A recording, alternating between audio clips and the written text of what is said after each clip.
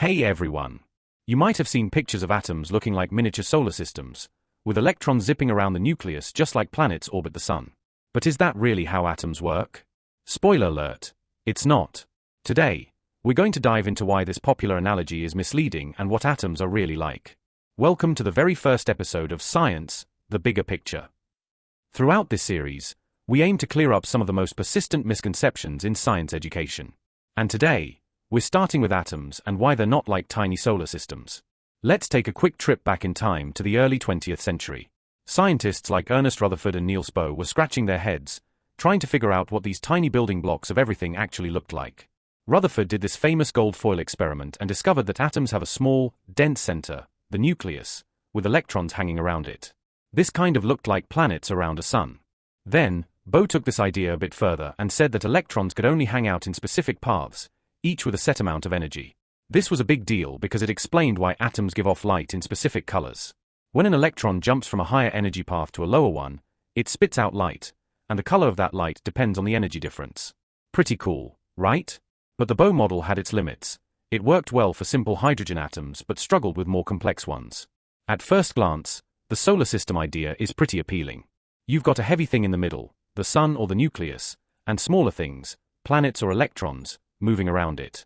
For example, oxygen has 8 electrons, just like our solar system has 8 planets. It's a neat little comparison, and that's probably why it stuck around in our minds and in textbooks. But here's where things get interesting. While this picture is easy to imagine, it doesn't quite hold up when you look at the actual science, the physics of it all. Let's break down why atoms aren't really these mini solar systems. First off, the forces at play are totally different.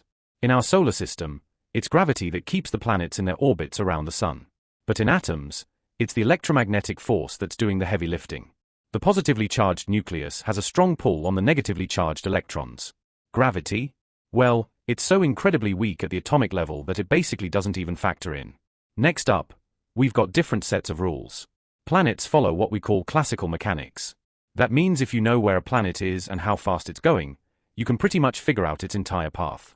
Electrons, on the other hand, play by the rules of quantum mechanics. They don't have these definite paths. Instead, they exist in a sort of blurry state of probability, described by something called a wave function. It's a bit mind-bending, I know. And get this, if atoms were actually like tiny solar systems, they wouldn't even exist. According to classical physics, those electrons would constantly be losing energy and would spiral into the nucleus in less than a blink of an eye, causing the atom to collapse. But atoms are stable, which tells us that something fundamentally different is going on at the quantum level. Think about it this way. If electrons were just orbiting like planets, they'd be constantly changing direction, which means they'd be accelerating. And according to the rules of electromagnetism, accelerating charged particles give off energy. So, those electrons would lose energy and, you guessed it, crash into the nucleus super fast. The fact that atoms stick around shows us that electrons aren't just doing simple orbits. So, if they're not orbiting, what are electrons actually doing? Well, in the world of modern quantum mechanics, electrons hang out in regions called orbitals. Think of these as three-dimensional spaces where there's a high probability of finding an electron. For example, the simplest type of orbital, called an s orbital, is a sphere around the nucleus. The electron could be anywhere within that sphere, but we can't pinpoint exactly where it is at any given moment. This fuzziness is due to something called the Heisenberg uncertainty principle, which basically says we can't know both an electron's exact position and its momentum at the same time. It's like trying to catch a fly in a dark room. You know it's in there, but you can't say exactly where it is right now and where it's going next with total certainty. You might sometimes hear the analogy of a fast spinning fan. When the blades spin super fast, they look like a blurred circle, and you can't really say exactly where each blade is at any instant. This gives you a rough idea of the electron cloud, where the electrons are kind of smeared out around the nucleus. Now, it's important to remember that even the fan analogy isn't perfect. The fan blades do have definite positions at any given time, even if we can't see them clearly. That's classical physics. But for electrons, their positions are fundamentally uncertain due to quantum mechanics. They don't have neat little trajectories like the fan blades. So, the fan is just a simple way to visualize the idea of a probability cloud, but it doesn't capture the full weirdness of quantum mechanics. So, to put it simply, electrons don't orbit the nucleus like planets. Instead, they exist in these probability clouds called orbitals. It's almost like they can be in multiple places at once until we actually try to look for them.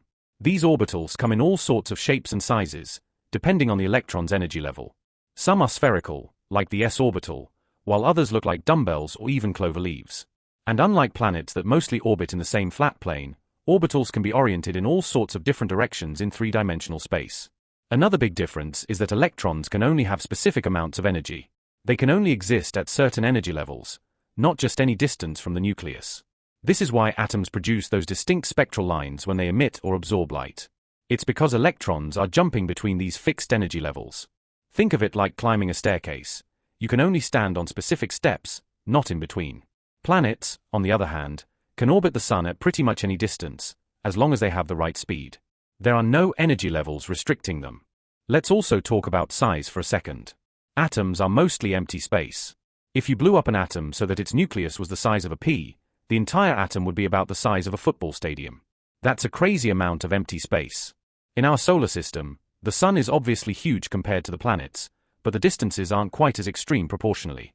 For example, the solar system's diameter, to Neptune's orbit, is about 6,500 times the Sun's diameter, a considerable emptiness.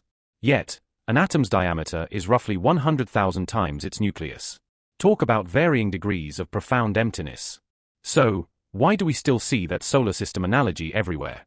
Well, despite its inaccuracies, it's a really simple way to introduce the basic idea of atomic structure. It helps you picture the nucleus in the middle and the electrons around it before we dive into the much more complex world of quantum mechanics. But to truly understand what atoms are like, we need to move beyond that simple picture and embrace their quantum nature. Alright, let's do a quick recap. Atoms aren't like tiny solar systems because they're held together by electromagnetic forces, not gravity. Electrons exist in probability clouds, orbitals, not fixed orbits. Electrons can only have specific, discrete energy levels, unlike the continuous orbits of the weirdness of quantum mechanics, like the uncertainty principle and wave-particle duality, just doesn't apply to solar systems. So, while that solar system analogy is a helpful starting point, it's super important to realize that the real world of atoms is much more bizarre and fascinating. Now, for our next episode, we're going to tackle another common misconception, that humans only have 5 or 6 senses. You might be surprised to learn just how many senses we really have and what they do. So, stay tuned for that. Now that you know atoms aren't like tiny solar systems, what other science concepts have you questioned? Share your thoughts and any other misconceptions you've encountered in the comments below. Let's learn and explore together. And remember, question everything and learn more. See you in the next video.